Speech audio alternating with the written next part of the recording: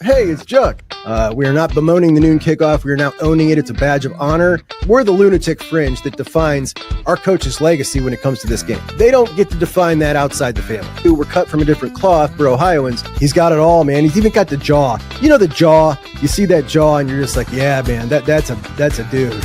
Do I want Michigan to beat Oklahoma? No way in hell. I don't know what world I'm living in. This is insane to me. And if you saw my outburst, I apologize. It's showtime now. It is showtime indeed. Man, I was just racing down here. I almost was late, guys, but I'm right on time. Welcome to Buckeye Huddle Prime Time on a Victory Monday.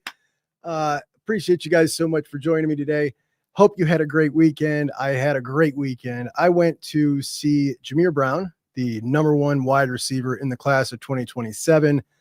On Friday down at Pickerington Central. I'd never been to that stadium. I love going to different stadiums. So pretty cool venue. And Jameer Brown is sensational, just sensational in the limited touches that he got. The final score was 38-28. Wayne lost. That's Jameer's school. And I'm telling you what, like if you got the #1 wide receiver in the country on your team, how many targets are you giving him? I'm playing it like Ryan Day.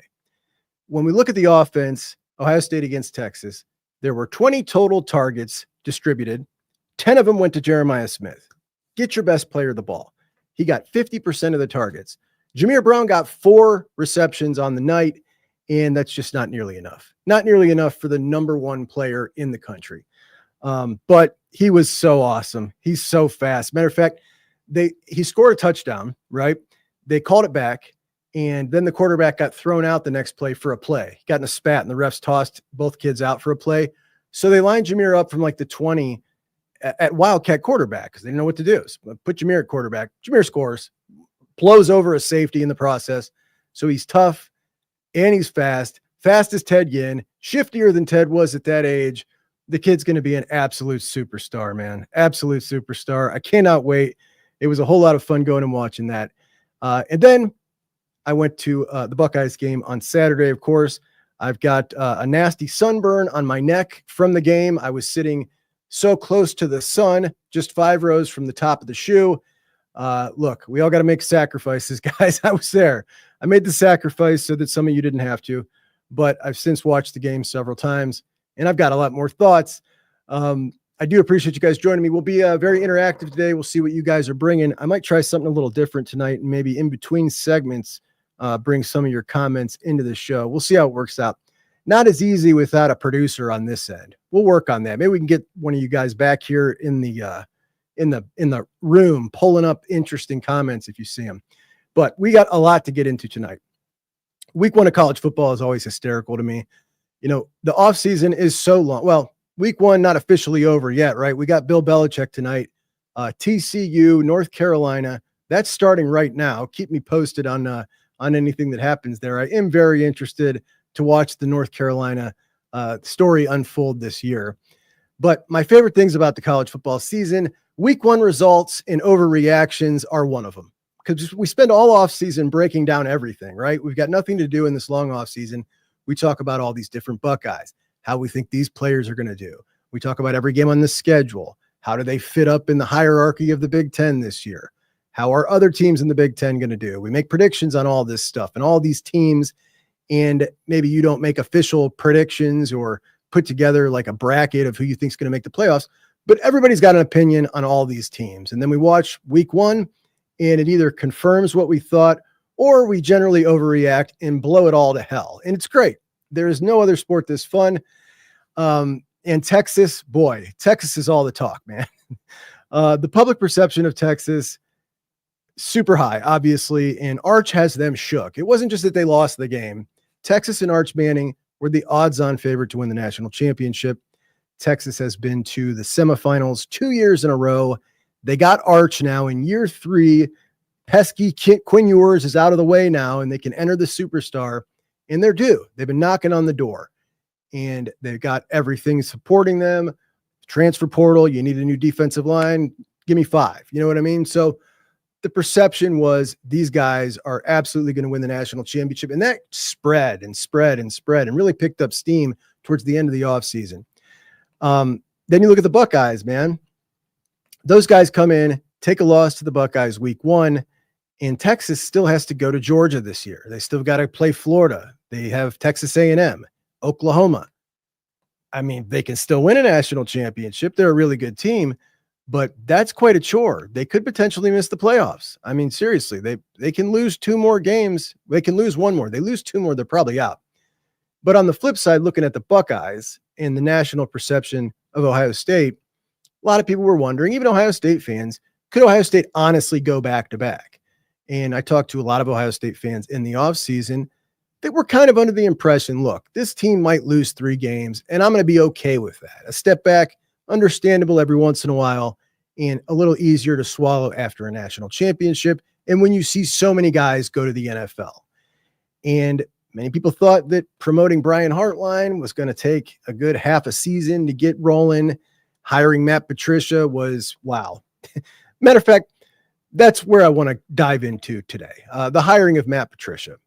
I don't know how you felt about it, but I do talk to a lot of Buckeye fans. I ran a lot of polls on it, and it was about 50-50. And the people that were for it were for it, like, I trust Day. It's good. It's good. Not like super, yes, this is awesome. The people that were against it were very, very hateful. I mean, there was a lot of people who were straight out nasty, particularly when the stories started coming out about the players from Detroit hating him. And we saw some things leak, how bad he was at Philadelphia when he stepped in towards the end of the year, I think in 2023. The fact that no NFL teams wanted him for 2 consecutive cycles. I heard that over and over again. I listened to a reporter say that he was so irritated by this hire. He said that in Matt Patricia's initial press conference, he was going to ask Patricia why no NFL teams hired him in the last 2 cycles. They talked about the sexual assault allegation when he was 19 years old that was thrown out of court, and said that because of that, at Ohio State, students should be alerted. Like, people should know. We need to talk to Ross Bjork about this. I'm not kidding, man. This got nasty and personal. People hated this. And I'm not someone who's always positive, right? On tonight's episode, I'm going to be grading out position groups, and there will be some of those takes that are negative. Not everything is great all the time, and that's okay. That's why you strive for perfection. You'll never get there, right? But there's always things that you can find along the way to improve upon, but you have to identify them. But I was very positive about the Matt Patricia hire because I just looked at Ryan Day's recent hiring past. And in the last couple of cycles, I said to myself, does anybody really think Ryan Day is going to bring in some raging jerk that everybody hates? Like, if they think that, they're not really thinking this through. I just totally trust Day at this point that he knows exactly who he's looking for and what he needs to identify in a coach. And he's at Ohio State, a place where he can get anybody on the market. And if that's the guy he chose, hey, man, Ryan Day's been aces when it comes to hiring.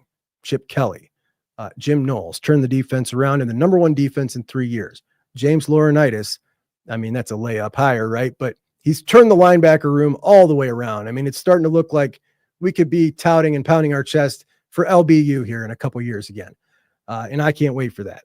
Keenan Bailey, that's the one I was maybe the biggest doubter on. He's been phenomenal. Carlos Loughlin, that was a bit off the beaten path. He wasn't on anybody's predictions of who they were going to hire for the running backs coach. Carlos Loughlin brings in 3 backs last cycle. One of them is going to be a superstar. And I think he can be attributed for a lot of Travion Henderson's success last year. Trey ran different under Carlos Loughlin than he ever has before. And he's been phenomenal. Matt Guerrieri has been an excellent hire. Credit Jim Knowles for that one. But Ryan Day brought him in. Tim Walton, been aces.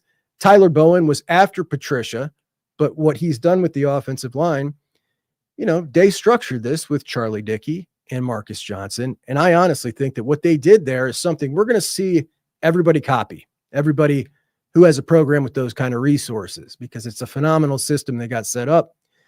So the guy with the track record says, Matt P is my guy. I'm on board. I am on board. And I felt that was only fair when you display that kind of track record recently, that I feel that way. And then the funniest thing ever happened. After all that blowback and all that anger and irritation and all those allegations and the nastiness, Matt Patricia comes in, and the guy is literally like the nicest guy at the Woody. Everybody loves him. It was the funniest thing. The reaction from the players, they're coming out publicly talking about how much they like him. He's out recruiting, which Knowles never did. He's hugging players in week 1. And so all that nastiness, all for naught.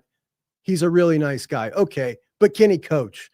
Can all his complex NFL stuff translate? Well, they assure us that we don't need to worry about any of that. He's going to come in and run Jim Knowles' defense, which is now just called the Ohio State defense. And he's already learned it because he's a rocket scientist. So of course he has. And they're going to be able to execute it just fine. He might put a few wrinkles in here and there. That was the word from Ryan Day.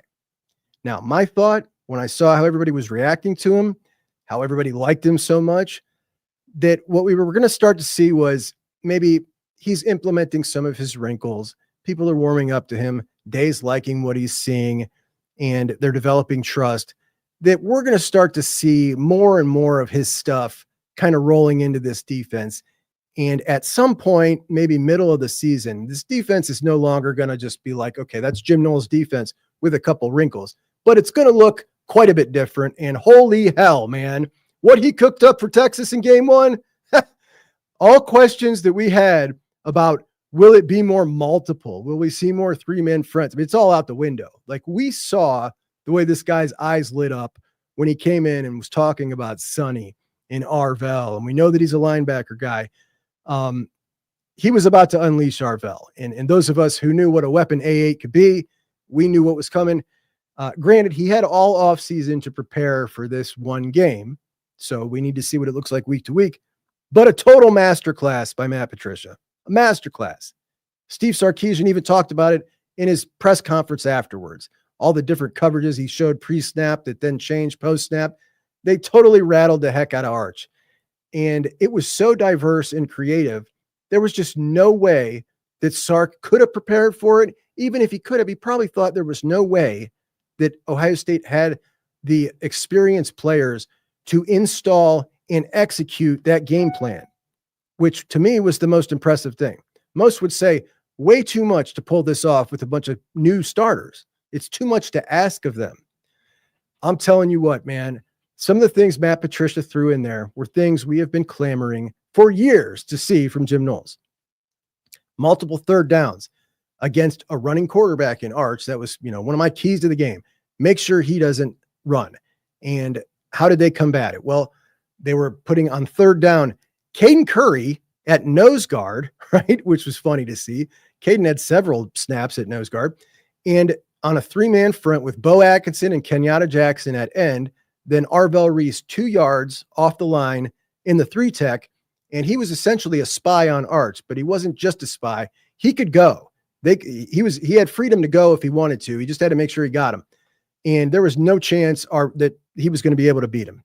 So he did that multiple times with Curry at nose in that format or that formation. Then Bo Atkinson and CJ Hicks, after Kenyatta got knocked out, did the same thing.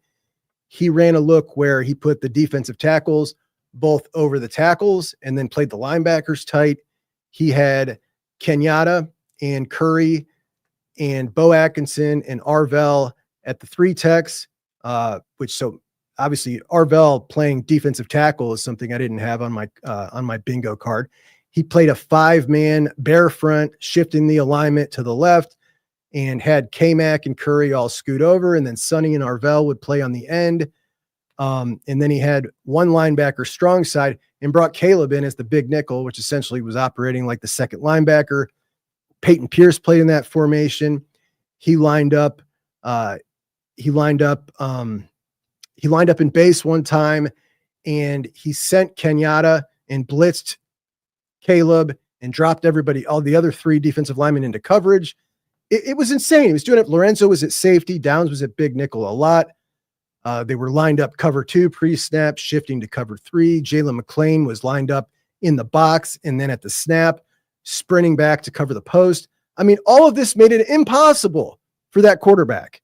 I don't care how old he is, but certainly that kid in that spot in that stadium, there was no chance. That kid never had a prayer.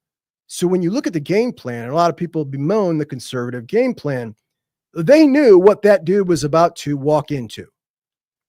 But the thing is, this is difficult to do.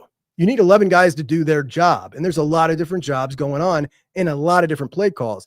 And if one guy screws up, you can get yourself in trouble. And he trusted those guys and they trusted him. And watching it was poetry in motion. Matt Patricia is a total star. He's a total star. And in the NFL, this obviously makes sense, right? The talent is so much closer in the NFL from the best team to the worst team that you've got to rely on out scheming your man.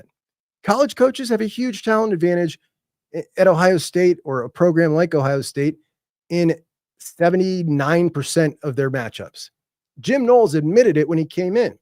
He told us for years he was used to trying to scheme it up with lesser talent at Oklahoma State or Cornell before that. At Ohio State, his guys are just better. They're better than the opponent. So he dumbed down his system more and more as he went along. And in the fourth quarter, Jim Knowles' defense weren't great. When things hit the fan, when you looked for something to change things up late, it wasn't there. And when he left for Penn State, I think the consensus was you don't need the best defensive coordinator in the country to win a national championship. Jim Knowles was that. I think he's really good. All you need is a really good defensive coordinator.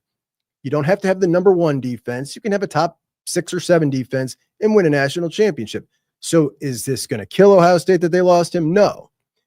But Matt Patricia and Jim Knowles this year, both coming into situations as first-year defensive coordinators at Ohio State and Penn State.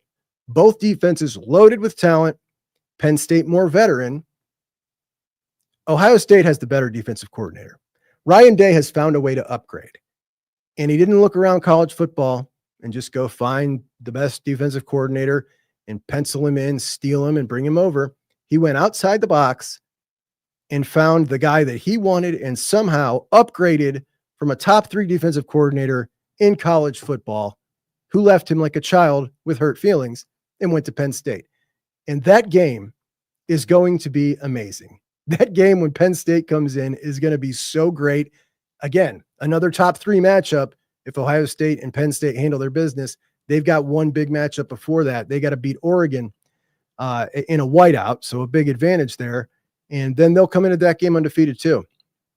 By the way, I don't know about you guys, but the defense looks noticeably faster to me. And I was thinking about it earlier. Okay, who are we moving to and from? So Lathan Ransom to Jalen McClain. That's I would give the nod to McClain as far as speed. Jordan Hancock to Lorenzo Styles. Lorenzo's faster. That's a speed upgrade. Arvell Reese, Cody Simon. That's a speed upgrade. Jermaine Matthews, Denzel Burke. That's a speed upgrade.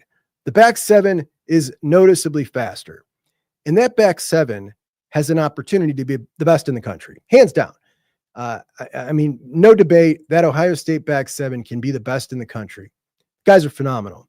Led by Caleb Downs, obviously 1A or 1B, best player in the country. The other one's on the other side of the ball for the Buckeyes. And just like we saw with that game plan week 1, with how great the defense looked early, this is so perfect now to bring Julian Sayin along at the proper pace, the pace that's right for him, putting a little more on his plate as you go. Remember, now we roll into Grambling next week. The following week, Ohio. By the way, that's a night game at Ohio. Then a bye week, and then the big trip out to Washington, a trip out to the West Coast. The last one was a loss out to Eugene. Ryan Day talked about that trip and said it was it was unique to them. They've learned from it. So now they're going to make that second trip out to Washington, a place that's just as difficult to play, a team that's not going to be as good, but they're going to be much better than they were last year. They've got a wizard of a quarterback that's got a little Kyler Murray in him. He's just young and inexperienced. They welcomed Michigan last year. They beat them. Granted, so Ohio State team's better than that Michigan team last year, but they can bang a little bit, and they're getting better. And I think Jed Fish does a really good job. So that's the next big game on the horizon. And they'll be putting pieces as we move on the next 4 weeks for that game. But exciting, man. Really exciting. They're going to get a lot better. And that defense was just phenomenal. And of course, we'll talk about the offense and the other positions as we move. But a very big show attendance tonight. I appreciate you guys. Let's all make sure to like the video, for us here at Buckeye Huddle. And I'd love it if you could help us. We got a goal of 30,000 subscribers over here, and we are trying to get that ASAP. So if you could subscribe, if you haven't, cost you nothing, just helps us out.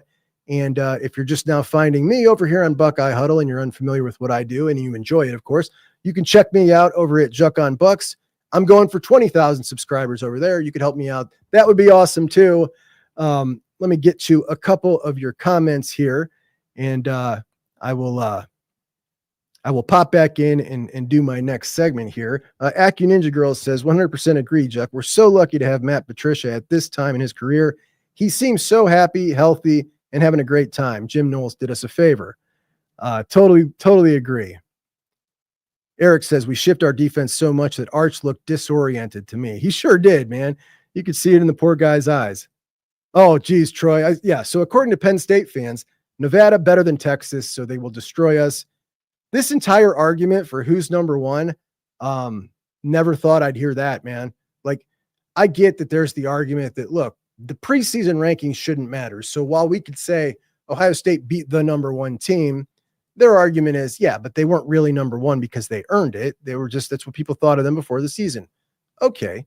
They're also the odds on betting favorite. Like, that's a loaded team. That's a team that, advanced deep in the playoffs, team that made the Cotton Bowl. Ton of talent on that team. Great coaching. Like, LSU, was their win more impressive than Ohio State's going into Clemson? That's the only argument I'll hear. The Penn State argument people are making, I've got no time for. No time at all. They beat Nevada. They've got two other cream puffs on their out-of-conference schedule. There is zero chance that they should be number one. Absolutely zero chance. So, moving on, I've looked at all the analytics, PFF grades, all 22, and I know some of you hate the PFF grades, and a lot of times there are, you can pull out a score and make it look really bad. You can pull out a score and make it really good. But I think there's a lot of times when we are viewing a game, we're not grading out a game, where we look and say, okay, this player popped. I saw him make 3 really good plays today. How could they possibly grade him that low? How is he the 6th rated defender on the team? And when he looked like he played the best? Well, they're grading every single play. And in those instances, when we're watching football like that, we're just noticing that guy on the plays he does well. So I usually defend their stuff to a certain point. They're a bit of a punchline for a lot of people, but they're also used by a lot of very important people as a way to judge players, because not everybody has time to sit down and evaluate every single player in football, every play. So they give you a bit of a baseline, not a Bible, but it's another piece of data we can use. So always controversial when I do this, but I'm doing it anyway. I love to create some discourse, and I'll certainly bring you guys into this as we go. But I wanted to go through and grade the positions against Texas. And with these grades, keeping in mind, we're just grading the performance against Texas. And you have to factor in that you are not going to look as good when you're going against players that are as good as your players, which means if we expect a running back to rush for 5 yards a carry, and that's our standard for a B or a B plus, well, 4 yards a carry might equal that standard against a team like Texas. It's harder sledding for him, harder for his offensive line, etc. Ohio State wanted almost every player on their roster. Texas wanted almost every player on Ohio State's roster. So we keep that in mind. And we will start with Julian Sayin. Julian Sayin making his first start ever, second year of college football. And he had 3 drops, bad drops. He was 13 for 20. But his adjusted completion percentage was 88.9. That's impeccable. That means he was extremely accurate. Of course, he didn't throw the ball down the field much. Most of his receptions were 3 to 6 yards. 6.2 was his average depth of target. So short passes for most of the game. And he was able to execute the game plan pretty damn good. I do also want to note that this will not go down as a drop, but that over-the-shoulder ball he threw to Brandon Inniss was an absolute dime. And I felt so bad that Brandon didn't make that, because that could have been a play that really could have catapulted Brandon.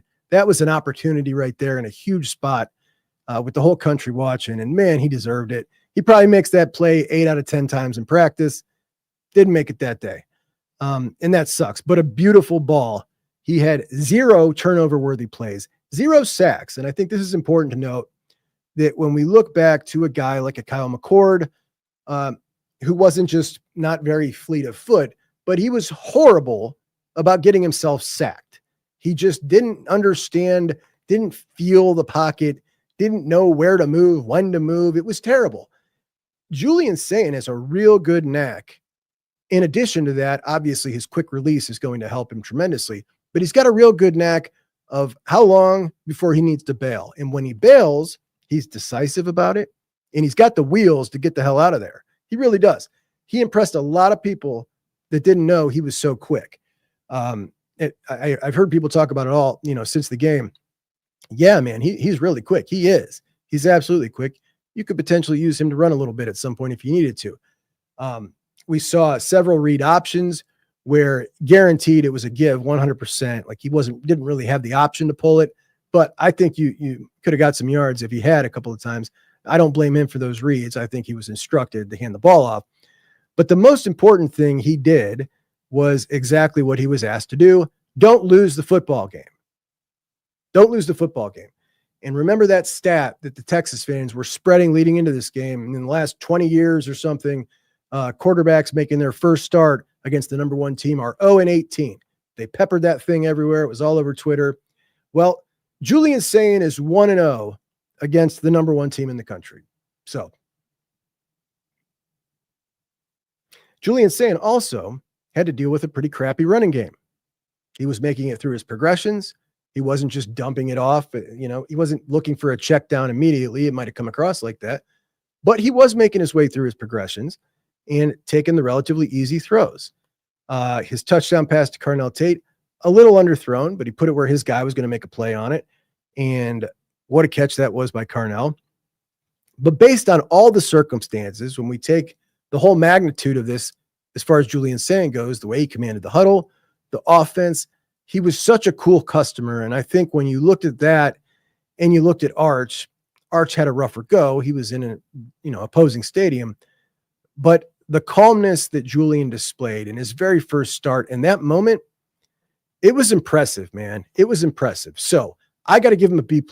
And the only reason he doesn't get an A is because I know there's going to be times where he throws for unbelievable numbers against really good competition. So I got to reserve room for a little spot to move up. But I thought he was so impressive. And anybody who doesn't think he was impressive, and I've seen that out there, I just don't think that, I don't know what their expectations are of someone making their first start in a situation like that. I've seen people dumping on his numbers, 13 for 20. That's not even accurate. He's not throwing it down the field. He looks scared. Get out of here with that nonsense. That's just some straight hater talk. But he was fantastic. And Ryan Day said, I could have given him more. I think he could have handled it.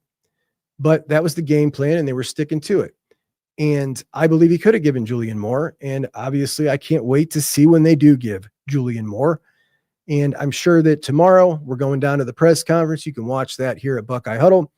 And Ryan Day will be asked to elaborate a little more on Julian's performance. I'm excited to hear what he has to say. Let's go over to Keenan's tight end room. I thought the group was excellent.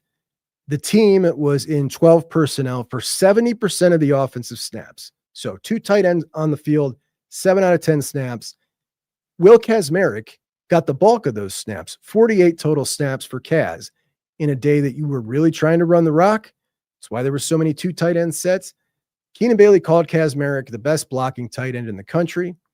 And on that touchdown that Julian Sayin threw to Carnell Tate, Kazmarek was blocking Colin Simmons, the best pass rusher in the game. And it was a tremendous block because he got beat right off the rip. He got beat inside.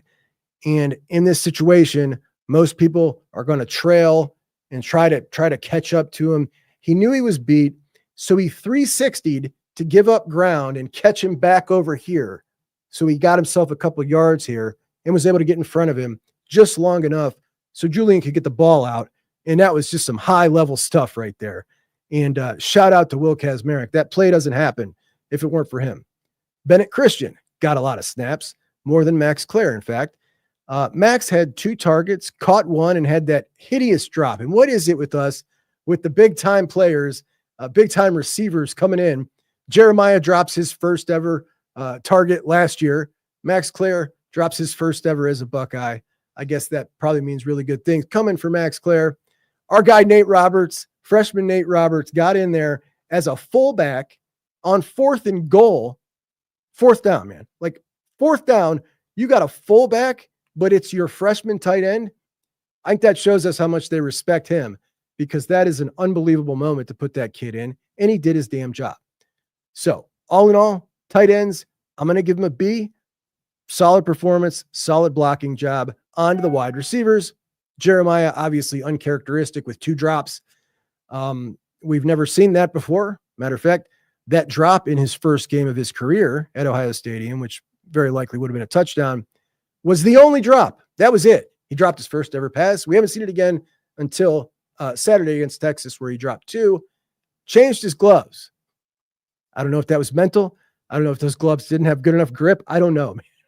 Those wide receiver gloves are ridiculous. If you've never put them on, the ball really does stick to it a really funny amount. It's kind of like a cheat code, but hey, they want to see more offense, so the gloves will stay legal. Now, I have 10 targets, 6 receptions, 43 total yards for JJ. I've heard some people saying that JJ he's only had something like 3 100-yard games, and he's not that good. I'm interested to know, like, if these people are serious, because there are some people out there that are trying to make the claim that he's been overblown and is not quite the guy everybody's making him out to be. Obviously, as a receiver, you can only do what you can when the ball's thrown to you. And 10 targets, quite honestly, that's a lot of targets, but they were pretty short. I thought he looked really good after the catch. 30 total yards, runs after the catch, but he looked explosive. He looks bigger. He looks stronger. Excited to see what he can do this year as far as stats go, but I wasn't going into that game thinking we were going to see a lot of stats out of him. I don't know if you guys were. I did think we would see a better running game. We'll get to there in a minute. Brandon Inniss, I expected to see a lot of BI. We got 3 total targets to Brandon Inniss, 2 catches, and then again, the over-the-shoulder one, which would have been a spectacular catch, but these Ohio State wide receivers, I mean, we're kind of spoiled at this point with the plays these guys make. And then Carnell made his big-time play. Carnell only had 2 targets. One of them was the touchdown. And again, they were playing against a great secondary. That's a great secondary over there. They weren't as wide open as they usually get. You know, they were playing against some dogs too. So all in all, I give the wide receivers a B-. On to the offensive line. Now, coming into this game, I was not nervous a bit about the interior of the offensive line. These are guys with experience. Carson, Luke, Tegra Shabola, I thought they'd be pretty well. Knowles. And I also wasn't a believer that Texas just threw together these 5 interior defensive linemen out of the portal, and they're just going to be as good as everybody's saying they are. I just didn't believe it. But some really large dudes. We're talking a 360-pounder, 340-pounder. They definitely got some beef. Where I was worried was with the pass rush. I was worried with Phil Daniels, with Austin Seroveld, and not worried in the fact that I'm worried about those guys long-term, but they had some really difficult matchups, and I thought we might see some sacks. And how was Julian going to respond after those sacks? Well, there were no sacks. Phil Daniels was the highest rated pass blocker, and Phil was an absolute dog. There was one run play where Phil Daniels got himself in bad position. He went too far inside because he was anticipating the defender slanting, got himself caught, and he had enough strength to get up under the guy's armpit and yank his body back in front of him. Phil Daniels, I mean, I saw that play, like, this dude is next level beef. He is next level. And then he chased down and got into the pit, like, with some anger because he saw something that irked him. He's just, and we've heard about it in training camp. He's scrapping with everybody. He was scrapping with Texas. Overall, I thought that Luke had a really good game. He was the number 1 overall graded guy. He had a couple of pancake blocks. He gets up so fired up too. I love the way this crew plays. He did miss a few assignments. You're going to have a few missed assignments. I saw some people saying he should be benched in the first half. I don't know what the hell those people are watching. Carson had an okay game, not his best performance, but he did pretty well.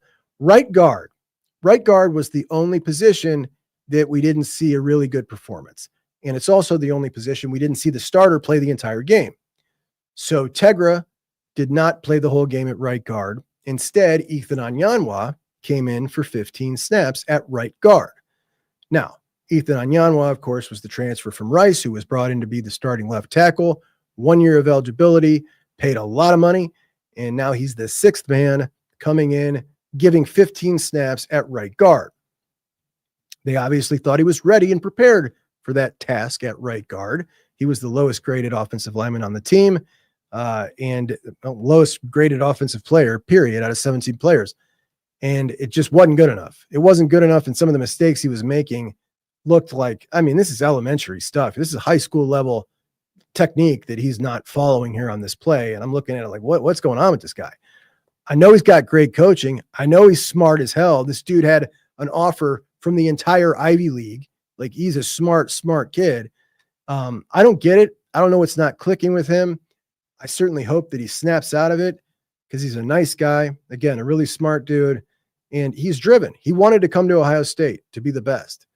And obviously, this is not working out the way Ohio State wanted it to. But, you know, let's hope he can still be a contributor at some point in the season. But overall, the offensive line, pretty impressive for the most part with the no sacks. The run game, not so much. But they were in a rough spot. It was a rough spot. It was a tough defense, and Ohio State's game plan was essentially telling them to keep running it into an 8-man front. You know, we're running clock at certain parts of the game, and Texas knows runs coming. We know runs coming, and it's just mano a mano. It's a tough spot to be in as an offensive lineman. They did have 2 tight ends with them a lot, which should have made their job a little easier. I give them a B-. A B- all in all. They got enough to get the win. Let's go to the running backs, and we'll also hit the James Peoples argument.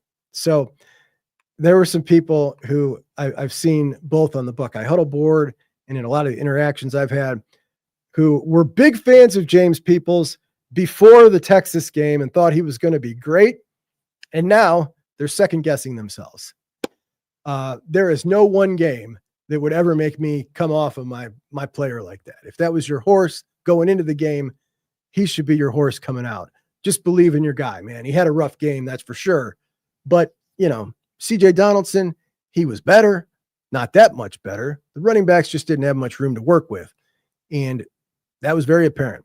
The interior of that Texas defensive line and their linebackers played really, really well. They had a ton of bodies crammed up in the middle. Again, Luke Montgomery didn't start off great, but the right guard position really affected the running game quite a bit. And CJ Donaldson, the way he ran the ball, he looked poised. He looked like a vet. Ended up with 19 carries for 67 yards, 3.5 yards a carry, and 1 touchdown, a long run of 8 yards. He was very good in pass protection. He had a nice reception out of the backfield, which, again, a converted wide receiver. I really like having him on board for that. He converted 4 first downs, and he averaged 2.26 yards after contact. Again, none of these numbers are good enough, but you get some grace when you're running into an 8-man box constantly. And all in all, for his debut with Ohio State, it was tough sledding, but I certainly I see a lot of promise in him as a back. And it seems pretty clear that they trust him in a big moment early more than they did James, or thought he was physically better suited for this task, which it very well, might have just been that. But less than 4 yards a carry, not good. You want to be over 5 yards a carry. And when we look at James Peoples, I'll go ahead and say CJ Donaldson gets a B-. James Peoples gets a D. Right? He just didn't have a good game. 2 yards a carry, 10 rushes for 20 yards, a long of 6. He made poor decisions. People are questioning his vision. Look, sometimes you just make a poor decision. He danced a little too much sometimes. Other times he was too decisive when he should have waited a second and a lane opened up. And, sometimes you just misread things, and that's the way it is. I don't think it's an indictment of his vision as a back, but, if you are someone who thinks that you want to pull the plug on believing in him, he's a kid from Texas, keep in mind, who probably wanted nothing more than to show out in this game, right? all his friends, all his buddies from back home, all watching. Our guys playing against Texas. He almost went to Texas. Like, that's a spot where he probably had a lot of pressure on himself. And I'm sure he's really bummed. And he is a guy who plays with a chip on his shoulder now. I wouldn't be surprised if that's some extra motivation for him. Now, my personal opinion of James as a back is he has an opportunity to be a really good back at Ohio State. But the guy behind him, Bo Jackson, has it in him to potentially be a great back at Ohio State. That's my thought when we're just talking about their ability. Bo is bigger and stronger and faster, and Bo makes things happen when nothing is there. And I think that Donaldson and Peoples are looking over their shoulder already, honestly, because I think Bo's just that caliber of dude. And we're gonna see it here in these next two games for sure. Like, there's no doubt in my mind, we're going to see Bo get the opportunity in these games. And if Bo does well, who knows what we see heading into Washington and how this backfield looks like when it comes to distributing carries. Now, the defensive line, let's get over there. And for starters, obviously really interesting stuff by Matt Patricia. The team had a team total of 14 total pressures, and that's pretty good. Ty Malone had one in reserve duty. Caden Curry had 2. Caden McDonald had 2. Kenyatta had 2. Bo Atkinson had 3. CJ Hicks had 1. The run defense, Edric Houston led the way for the entire team. Caden McDonald, Will Smith even had a good 15 snaps or so from him. But let's go back to one of the biggest questions of the year. It was the interior depth on the defensive line, right? 2 big questions of the year. Julian Sayin, can he get it done? Can the interior of the defensive line get it done? If they're good enough and Julian Sayin is good enough, this team can repeat hands down, because we thought we knew what we had everywhere else. Well, Will Smith Jr., Ty Malone. They both played okay to good. And Will Smith, I thought, played closer to the good. He missed 1 tackle, but he also had a tackle. He plugged his lane well. He played with fire and passion. He wasn't getting blown off his spot. I think he did a damn good job in that role. And the interesting thing was, Ty Malone also had 15 snaps. The interesting thing was, there was a lot of times when neither of those backup defensive tackles were in the game, and we had ends playing at tackle. Bo Atkinson played tackle. Caden Curry played tackle. Kenyatta played tackle. Arvell played tackle at times. Like, this defense is very, very different, and we're just going to see these guys roaming all over the place. So this makes it so you don't really have to depend so much on so many of your backup defensive linemen, particularly those interior guys that people have been concerned about a lot. I've been one of them. So with that being the case, and Will Smith looking pretty good, I feel like the smoke is probably pretty real. That's really good news. Now, the 2 lowest rated defensive linemen on the day were Bo Atkinson and CJ Hicks, but both had a couple of plays. I thought that Jarquez coming in for 3 snaps at the very end of the game was really cool to see him get in there, and he did well in a big moment. You had 2 freshmen out there. You had 2 freshmen, Jarquez Carter and Devin Sanchez, out there on the defense in a big moment. I mean, that's a big deal. That's a really big deal, and it tells us what they think of those 2 freshmen. So I look forward to seeing those 2 next week. And I tell you what, not to get off subject, but I really love when, now that we've got this big win in the bank right now, that we get to go have these 2 games where now we get to go watch a bunch of the young guys too, and see kind of what they got as they collect themselves. Next week against Grambling, I think we're going to see a lot of rest for the starters, and that's a good thing, obviously, coming off that big game. And then while Miami of Ohio isn't the stiffest test, they lost 36-33 at Rutgers. So they're for real. Rutgers isn't terrible. I mean, they're a Big Ten school. They've got New Jersey dudes. We love New Jersey dudes. But all in all, the defensive line did not get enough pressure. We wanted a little bit of pressure. I will say this. Edric Houston and Caden McDonald absolutely manhandled their dudes. I mean, it wasn't even a contest. And the fact that they gave up 4.5 yards a carry in large part was due to all the different things they were doing on the defensive line, things that they will dial in as we go. I'm not concerned about the run defense. I think I saw somebody ask that earlier. No, I'm not concerned at all about the run defense. The talent is there. The brains upstairs are there. They'll get that together just fine. But that starting talent is deep and it's nasty. And Edric Houston is now a bona fide dude. And there's some plays I could show you if I wish I could, but they'll ding it and pull it off. But Edric Houston was destructive. I mean, he was taking a 313-pound tackle and just ripping him out of his way like it was nothing. His arms are like this now. He's awesome. Caden McDonald was collapsing double teams and getting through them like they were nothing. These two tackles now, these are dudes. We also wondered how many snaps they're going to play. Well, they played 39 and 38 snaps. So in a pinch, if you need him to go a little deeper, they probably could have. But remember, you really didn't need to. There's a lot of plays you were having the ends pop in for different packages, bringing them into tackle. So 30, 39, 40 snaps, it's a good number for both of them. And they were really, really good. So I'm going to go ahead and give the defensive line a B, and that takes us to the linebackers. Now we're going to have some fun here. Arvell having his hello world moment. This is the best linebacker in the country, the most versatile, the fastest, nastiest, meanest hitter that there ever was. Arvell Reese, the guy is so great, man. He is so fun to watch. This dude is NFL ready right now. And when we talk about Edric Houston, a 300-pound guy, manhandling a 313-pounder, that's one thing.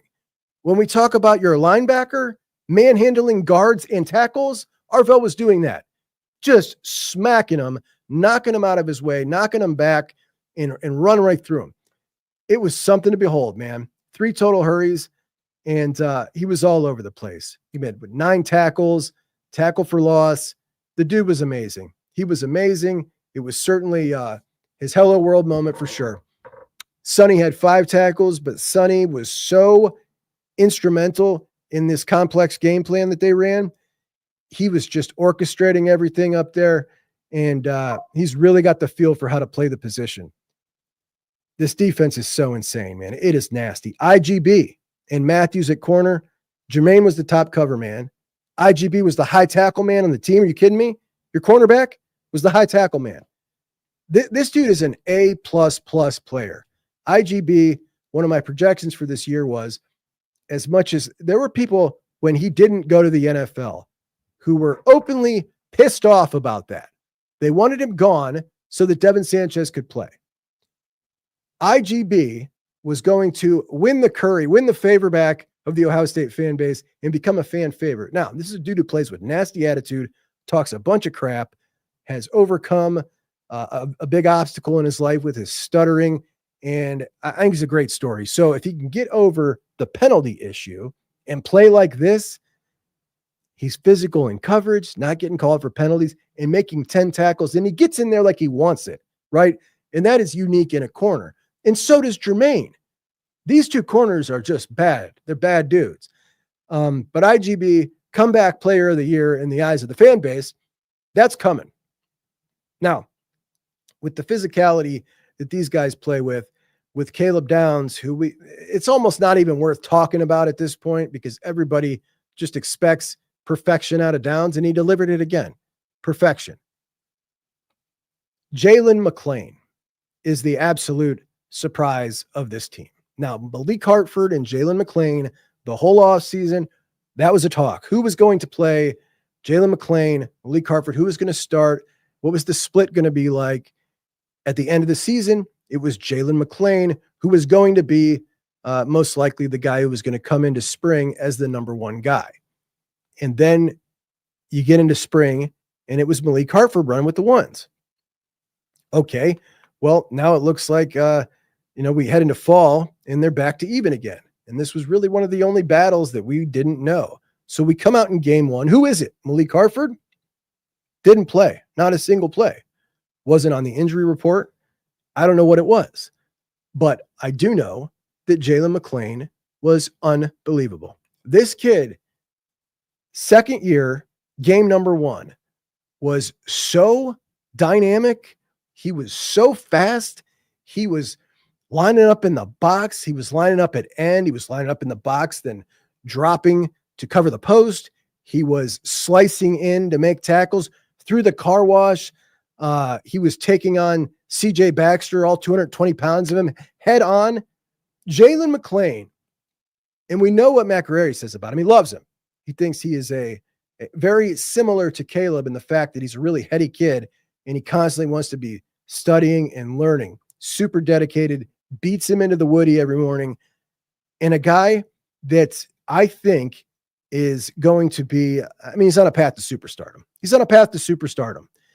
And Jalen McClain, when Caleb leaves and we see next year roll around, you got Jalen McClain in year 3 and all the options and everything that Caleb opens up for you, everything he allows you to do differently on defense, you lose all that with Caleb when he's gone. I don't think you do lose all that. I think that you can play a whole lot of stuff and use Jalen McClain similarly to Caleb. Nobody's going to be Caleb. I'm not saying that. But Caleb is a generational player. I think McClain can be an absolute star at Ohio State. I think he'll be a high-round draft pick. I think he's a total dude, and it's a super surprise. I talk on my show often about, when we talk about recruiting, the bottom 10 guys of every class, right? If you look at a recruiting class and you go down the bottom 10 guys of a recruiting class, you are successful if you have 3 of those guys out of that bottom 10 end up being contributors. That's successful. That's how bad the hit rate is there. 3 out of 10 is successful. Jalen McClain was one of those guys, and people weren't expecting him to do much. Bottom 5 guy out of the class. Matter of fact, Perry Eliano in 2024 signed Jalen McClain and Leroy Roker, and that was his final class because he was out of here, and a lot of people think that his recruiting had a lot to do with it. Now, was he a poor recruiter, or was he just a much better evaluator than everybody thought? Because Jalen McClain, out of New Jersey, Seton Hall High School, bona fide superstar. He's coming, man. The kid's coming. I'm going to do a separate video on him just alone because I'm so excited about Jalen McClain. So, safeties, A+. Backers, A+. Defensive line, B. Quarterback, B. Wide receiver, B-. Tight end, B. Running back, the lowest grade on the team, C-. Offensive line, B-. Matt Patricia, A+.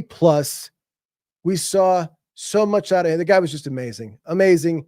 Bear fronts, all of it. Caden Curry as a defensive tackle, nose guard. I love it. But let's get into Hartline and Day a little bit. Matter of fact, let's bring up a couple of your comments first, and then we'll get into Hartline and Day a little bit, because I do want to talk about this game plan here a little bit. All right, so Andrew Meadows gives the offensive line a B, and I appreciate you guys throwing up your grades here. Brian DeGroff. Brian says, I know Ohio State didn't rush for many yards. The offensive line, I thought at times, got great movement. People's missed holes, bad decisions. I believe the run game will be a strength. I agree with you. Brian. I think this run game is going to get dialed in real nice. Sage, Ohio feels sorry for Grambling. This offense wants to be unleashed. That's a really great point. Yeah, these guys want to get out and get after it. Jake, as crazy as this is about to sound, as a whole, this team might end up being statistically better than last year's, plus has a chance to beat Teton. Hey, it just might, man. My buddy E, what's up, bro? It's a great time to be a Buckeye. It's always a great time to be a Buckeye, but it's hard not to feel like we are better than ever. Yeah, I'm with you guys, man. I'm with you guys. This team's special, and it's a totally different. It just feels like a totally different team, but also very, very special. Bugsy's dad says, only 1/3 of the people in here have liked the video. Come on, folks. It's Chuck. It is indeed. Hey, how we doing, guys? Fisherman. Sounds like Jackson had a concussion. Yeah, Kenyatta had a concussion because Williams commented on his Instagram, why are you on the phone? Oh, okay. So when you got a concussion, you're supposed to not have your eyes looking at the screen, I guess. I hadn't heard that. I haven't played football in so long. We didn't have phones back then. Brian felt that Brandon Ennis not being targeted more surprised him. Well, when you look at the targets, nobody had more than 2 outside of JJ with 10. And it's almost like if Julian Sayin feels comfortable throwing it to JJ more than everybody else, twice as much, I am not going to argue. I'm somebody who would love to see JJ get the Heisman. So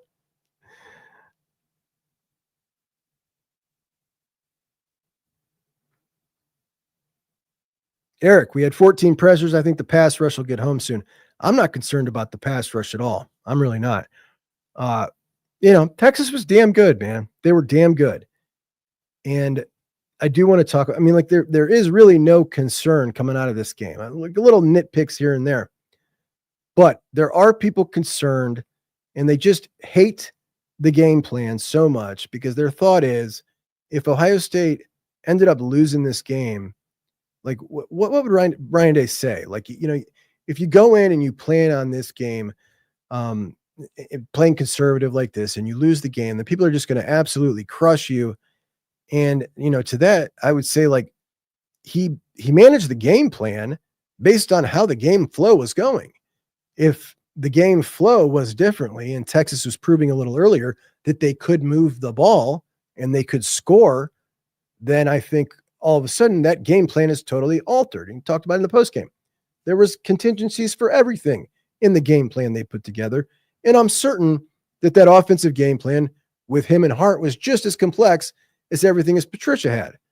They just said, look, number one, no mistakes. If we do that, and let's talk about penalties too. You know how hard it is to be that disciplined, to go through a game one against an opponent like that and have 2 penalties? That's all you had the whole game. Like, that's something that we've not talked about. That absolutely should be applauded. That is insane discipline from a young team in their first game of the year in a moment like that. That is impressive stuff right there. And those are hidden yards that get you.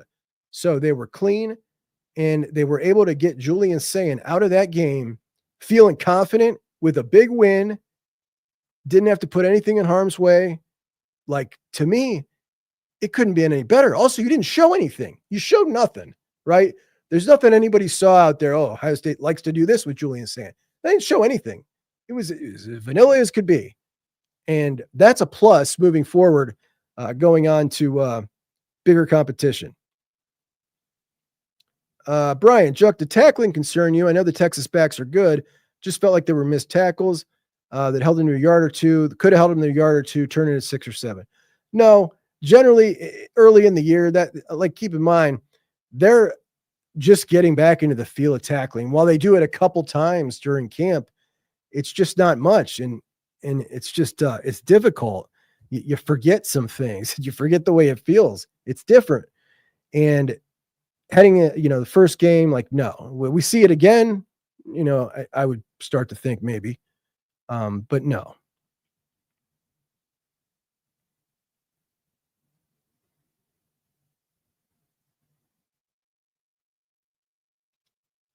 The graphic of A8 everywhere is awesome. I haven't seen this graphic, Emily.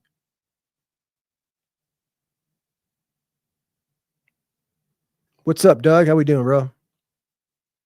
What's up, Jay? How you doing, buddy? Troy believes our back 7 is the best in America. He's got no doubt about it. Fisherman is worried about right guard. That's fair. Running back. Listen, keep in mind, if you're worried about running back, there is a guy. There is a guy there. He didn't play. There is a guy. And the defensive ends. The defensive end play wasn't fantastic. You'd like to see them be able to get off their blocks a little better, get a little more pressure. Caden Curry has put on some weight. He's put on some muscle mass, hoping that didn't slow him down at all. Kenyatta was looking pretty stout before he got knocked out. And Bo Atkinson is one hell of a hustle player, man. He really hustles. Not super physically gifted. Like, he's a little rigid, that's for sure. But he had a couple of really good plays too. But yeah, you'd like to see them ramp up the pressure a little bit.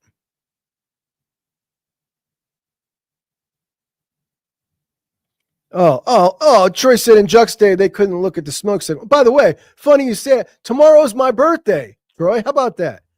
Have you ever had a time where you didn't notice it was your birthday till the day before, because I noticed it when I was loading up a show I did earlier with Mark that you guys should all go check out. Mark and I did a skull session earlier today talking about all of the visitors, and I was loading that thing up. I was like, it's September 1st. Tomorrow's my birthday. How about that? Now, usually I know that a week in advance because I'm telling my wife for a week, hey, babe, my birthday is coming up in a week. You know what I mean? Didn't even notice. Of course, she wasn't going to remind me, right? Thoughts on people's vision. I've never been, look, vision is, it can be hit or miss. Like, to say someone has good vision or not concretely off of one game is difficult. Like, I just also want to say, like, there are a lot of oversized expectations for James Peoples talent-wise, honestly, I believe. Like, the comparisons of him to J.K. Dobbins are absurd to me. Like, James Peoples has the ability to be very good. There's nothing about James Peoples other than his physique that reminds me of J.K. Dobbins. J.K. Dobbins was so much quicker and more electric than James just naturally is. People threw that on him, and I heard it all off season. If he does that, that'll be great. I'll be so happy for him. I don't think he has that kind of physical ability, but I think he can be really good. But JK was great. I think Bo Jackson can be great.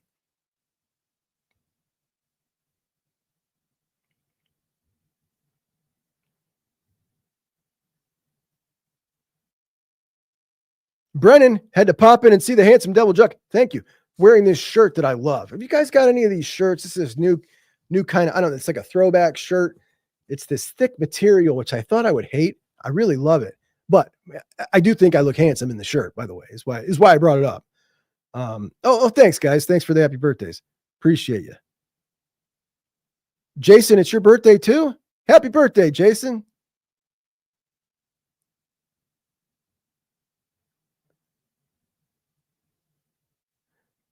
Thanks, E. Appreciate you, buddy. It was called Human Style back then. All right, my friends. Hey, we are at an hour and 2 minutes. That is, listen, I got bosses over here on Buckeye Huddle. They said, keep it to an hour. Don't go on blabbering for an hour and a half. So we are at an hour. I don't want Tony Gerdeman popping in the chat and saying, Juck, I thought I warned you. So tomorrow, again, we will be at the Woody reporting on what should be a very celebratory press conference from our man, Ryan Day. I posted it from Tony. Oh, Emily, you're talking about the graph. Oh, hold on. This one. Let me show everybody. So this is the graph she's talking about. So as you can see, our boy AA, these are all the places he lined up just in the first quarter. That's one quarter. 17, 18 plays in the quarter. This dude lined up in all those spots in 17 plays. Insane. Weapon A8. Weapon A8. Our guy everywhere.